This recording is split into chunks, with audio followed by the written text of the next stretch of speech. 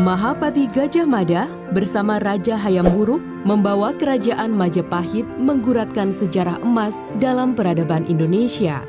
Lewat Sumpah Amukti Palapa, Gajah Mada berikrar akan menyatukan wilayah-wilayah Nusantara di bawah naungan Kemaharajaan Majapahit. Lalu, siapa Gajah Mada sebenarnya?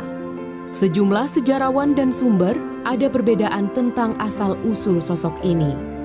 Dalam Tafsir Kekuasaan menurut Gajah Mada, Jurnal Politik Volume 11 tahun 2015, karya Yusak Farhan dan Firdausyam yang mengutip isi kitab Usana Jawa atau sering disebut Cerita Bali, dijelaskan bahwa Gajah Mada lahir di Pulau Bali Agung. Sejarawan Muhammad Yamin punya pendapat yang berbeda. Menurut Yamin dalam bukunya Gajah Mada, Pahlawan Persatuan Nusantara, menuliskan bahwa Gajah Mada tidak memiliki ayah dan ibu. Ia terlahir dari dalam buah kelapa, sebagaimana penjelmaan Sang Hyang Narayana atau Dewa Wisnu ke dunia. Dengan kata lain, Gajah Mada terlahir atas kehendak dewa-dewa. Akan tetapi, menurut Serat Pararaton, Gajah Mada merupakan anak dari Gajah Pagon, yakni seorang petinggi kerajaan Majapahit dan pengikut setia dari Raden Wijaya. Dikisahkan saat itu terjadi peperangan dengan tentara Kadiri dan kemudian Raden Wijaya mengungsi ke desa Pandakan, Madura. Saat peperangan tersebut, Gajah Pagon terluka dan dititipkan kepada Macan Kuping, kepala desa Pandakan.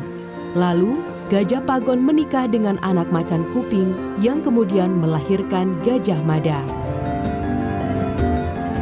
Mengutip karya jurnal yang ditulis oleh Yusak Farhan dan Firdausyam bahwa sifat Gajah Mada serupa dengan ayahnya yaitu Gajah Pagon, dua orang yang memiliki nama gajah tersebut memiliki sifat pemberani, tahan mental, tidak mudah menyerah, setia pada tuannya, dan berperilaku seperti hewan gajah dalam menghalau semua penghalang.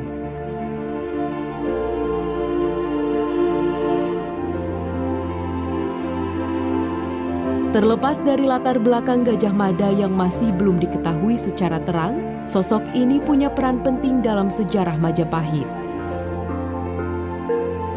Gajah Mada memulai karirnya di Majapahit pada masa pemerintahan Jaya Negara. Saat itu, ia menjadi bekal atau prajurit di Kesatuan Khusus Bayangkara. Peran sentralnya dapat dilihat ketika terjadi pemberontakan Rakuti, yaitu pada tahun 1319 Masehi. Dalam Serat Pararaton dijelaskan bahwa saat Rakuti melakukan pemberontakan, yang menjadi bekal jaga di kerajaan Majapahit adalah Gajah Mada.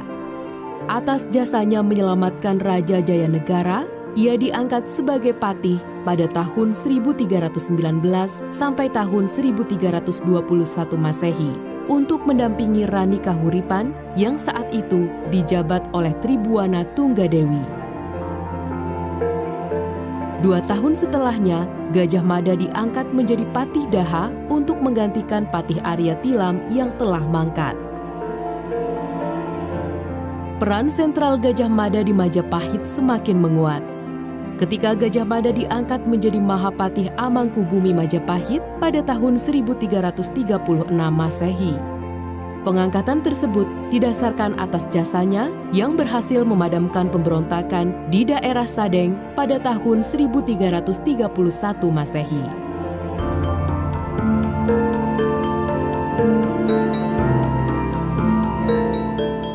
Mengutip jurnal suluk yang bertajuk Sejarah Peristiwa Sumpah Palapa dalam Kitab Pararaton, karya Dwi Susanto dan kawan-kawan dituliskan bahwa Gajah Mada mengikrarkan Sumpah Palapa setelah pelantikannya.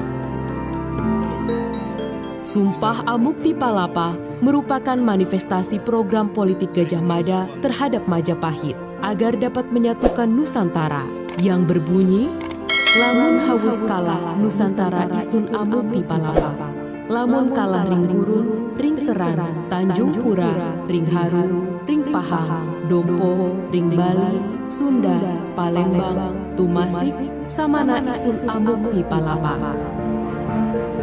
Sumpah yang diucapkan saat pelantikan Gajah Mada sebagai Mahapatih Majapahit di hadapan Ratu Tribuana Wijaya Tunggadewi itu bermakna, jika telah menyatukan Nusantara, saya baru akan melepaskan puasa. Jika mengalahkan Gurun, Seram, Tanjung Pura, Pahang, Dompo, Bali, Sunda, Palembang, Tumasik, demikian saya baru akan melepaskan puasa.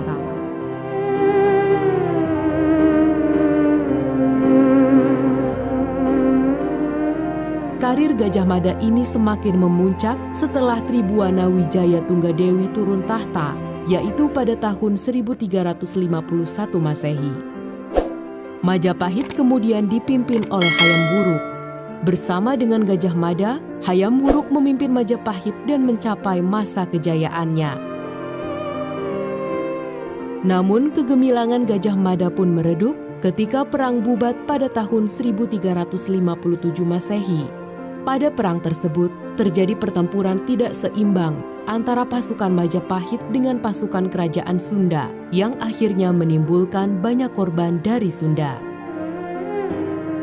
Tindakan Gajah Mada ini sangat disayangkan oleh Hayam Wuruk.